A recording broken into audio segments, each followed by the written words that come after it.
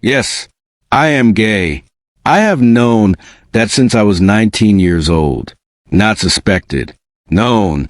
And I built an 11-year marriage on top of that knowledge, without telling her a single word. If you think you know where this story goes, stay with me. Because the part that is going to wreck you is not the confession.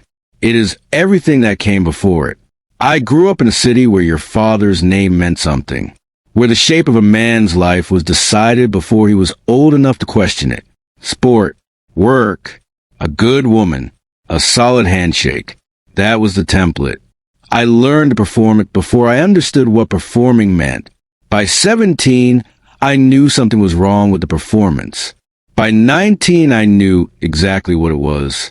I sat in a parking lot, radio off, engine off, and I said it out loud to no one.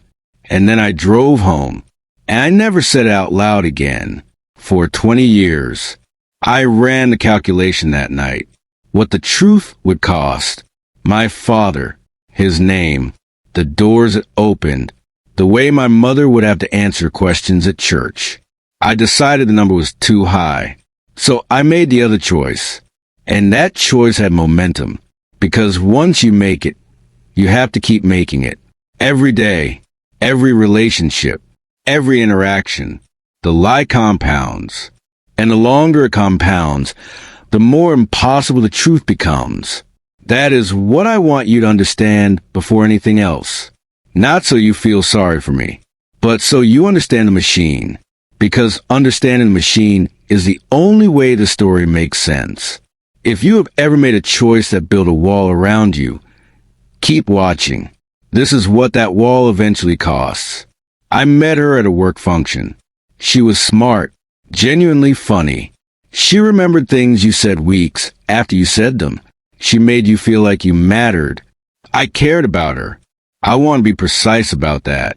I cared about her the way you care about someone you deeply admire, not the way a man should care about the woman he is going to marry.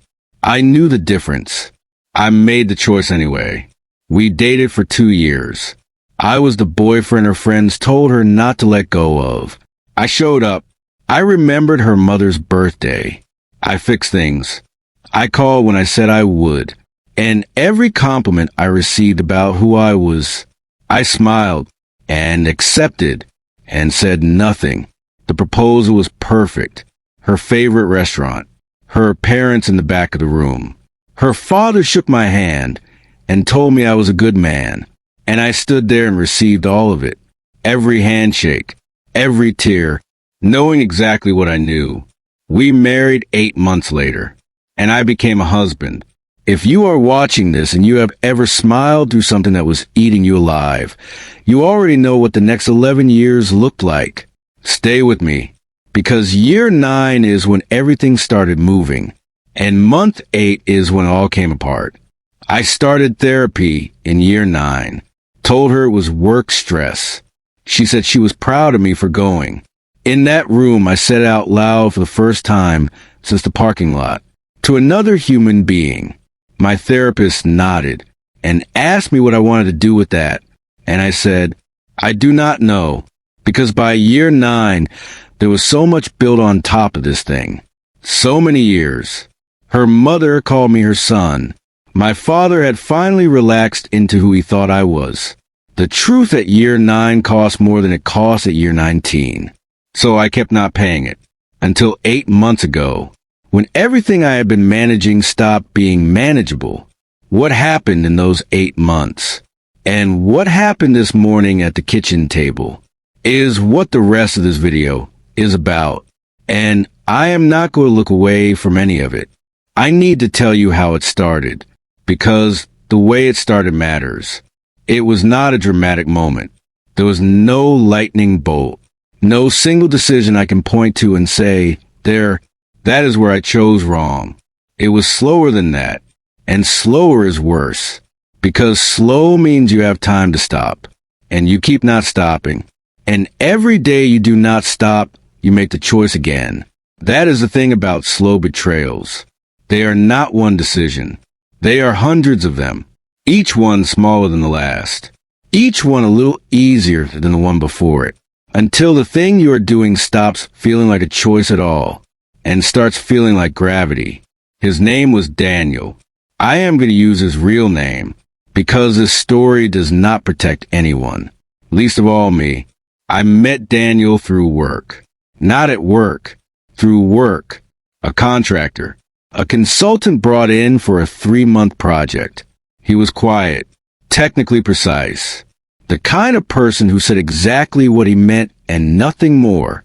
I noticed him immediately, and that noticing scared me because I had spent 20 years building walls specifically designed to prevent that noticing.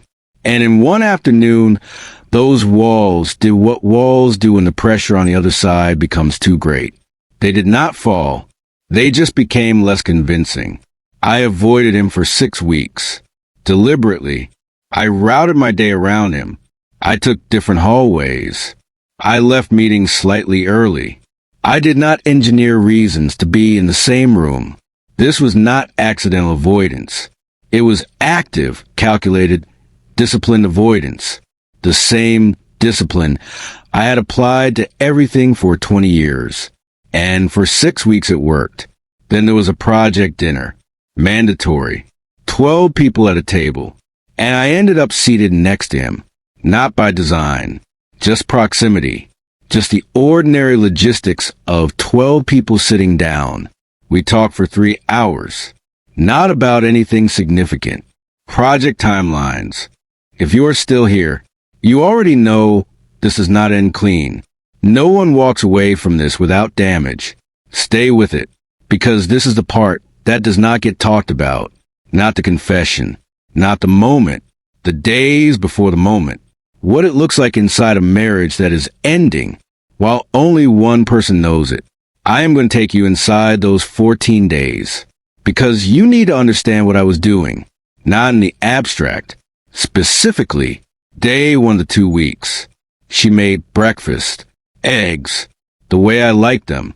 She had been making them that way for 11 years. She knew without asking. She set the plate in front of me and sat down with her coffee and opened something on her phone, an article, something she had saved to show me. She read me a paragraph and laughed, and I listened and laughed in the right place and ate the eggs and thought, this is the last version of this morning she will ever have. After I tell her, she will never make those eggs the same way. Everything that is routine right now will become evidence. All the ordinary mornings, every automatic gesture will get re-examined, recontextualized. She will go back through her memory and look at every one of these mornings through a completely different lens. And I knew that, and I sat there and ate the eggs. Day 3, she called me at work, just to talk.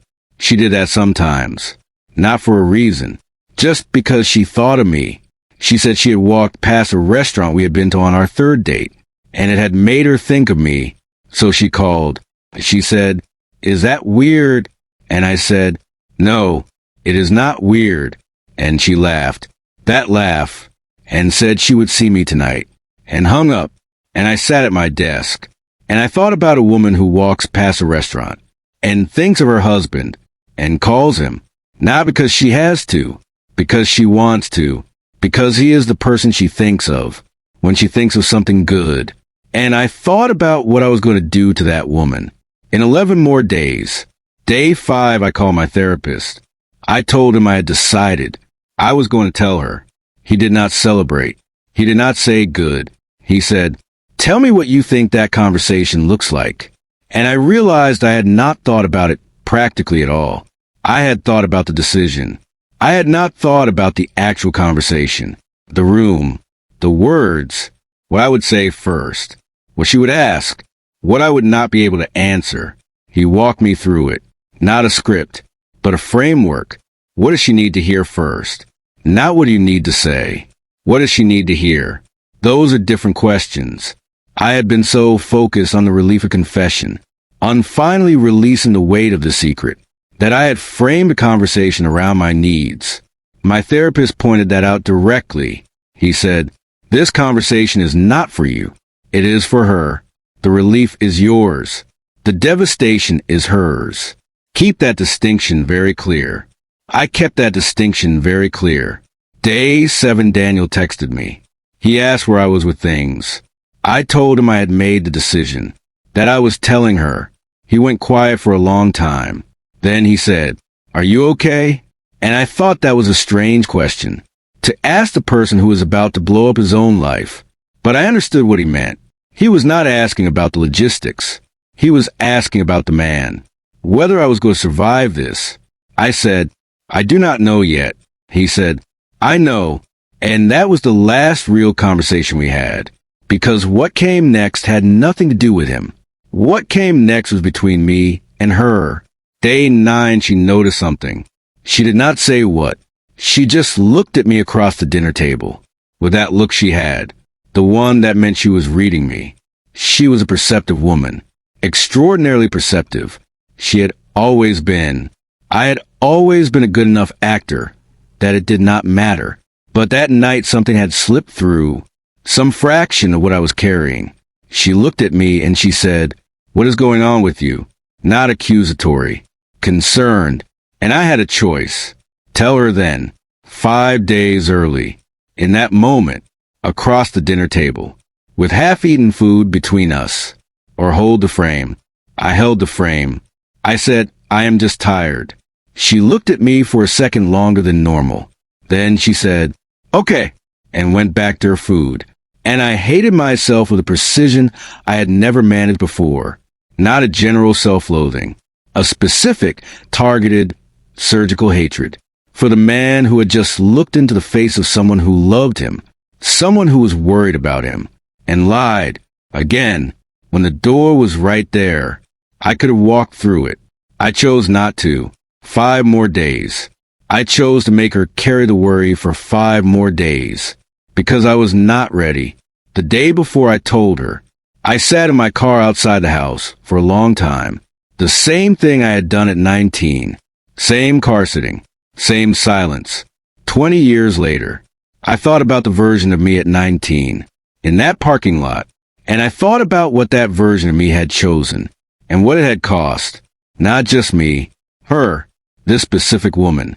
Who had no idea at 19 that she was already living inside the consequences of a decision made by a scared boy in a parking lot. She had not met me yet at 19. She did not know I existed. And I was already making decisions that would define her life. That is the thing about private choices. They're never only private. They ripple outward. They touch people who do not know they're being touched.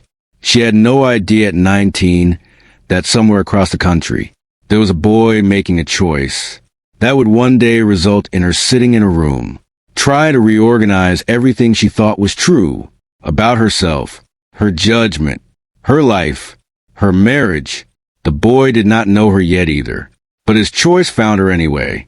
That is what I sat with. In the car, the night before, the morning of, I woke up early. Before her, I lay there, listening to her breathe, the way she breathes when she is in deep sleep, completely relaxed. Before I finish this, if you have ever been the person who walked into a room and closed the door, because it was the only thing you could control, subscribe, because this channel tells both sides. The person who delivered the damage, and the person who had to absorb it. Same voice, same precision, no looking away. She was upstairs for 6 hours. I know the exact number because I watched the clock. Not the way you watch a clock when you are impatient. The way you watch a clock when you are afraid. When the number matters. When each hour means something about the severity of what you have done. I sat at that table for the first hour.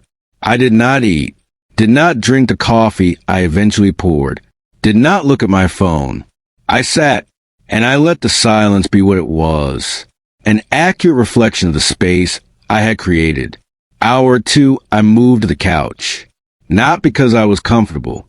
Because sitting at the table felt like a claim on a room that was not mine right now. She was processing something I had handed her. With no warning. With no preparation. 11 years of history. Recontextualized. In one morning. in one conversation. The least I could do was stay out of her way. I thought about calling someone, my therapist, a friend, and then I thought, no, this is not the moment for your support network. You do not get to be comforted right now. You do not get to process your feelings with someone who will be kind to you. You sit with what you did, in the house you built it in, and you wait. Hour 3, I heard her moving, not coming downstairs, just moving. The floorboards above me, her steps. I have lived with those footsteps for 11 years. I can read them. She was not pacing. She was moving with purpose. Deliberate movements. Not the movement of someone falling apart. The movement of someone reorganizing, which told me something about who she is, about the kind of person I have been given 11 years of. She does not collapse. She reorganizes. Even when you hand her something that should make collapse the only logical response, she reorganizes. I have always known that about her, and I had used it, not consciously, but I had counted on her resilience in a way that is not fair. You do not get to depend on someone's strength, while you are the source of the thing they are having to be strong about. Hour 4, I made food, not for myself. I made a plate and left it at the bottom of the stairs.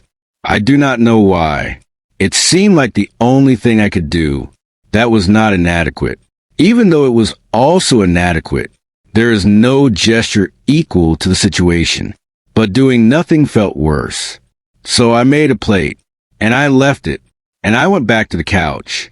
I thought about the vacation folder, the one with the section dividers. I thought about where it was. Probably on her desk, or in the drawer she kept organized things in. I thought about what she was going to do with it, whether she would throw it away, or whether she would put it somewhere she did not have to look at it, or whether she would sit on the bed and look at it, page by page, the way you look at something that used to mean one thing, and now means something entirely different. I thought about all the things in our house that were going to mean something different now. The photos, the furniture we had picked out together, the books she had bought me, written inscriptions on the inside cover, in her handwriting, all of it, every object. Now, carrying a question it did not carry before. Was any of it real? That is the question. That is always a question when a marriage reveals itself to be built on something other than what was stated. Was any of it real? And the answer is complicated. It was real in the sense that it happened, in the sense that I was present for it, in the sense that I genuinely cared about her. But it was not real in the sense she thought it was real. It was not the same thing she thought she was in. And that gap between the reality she inhabited and the reality I knew about is where all the damage lives.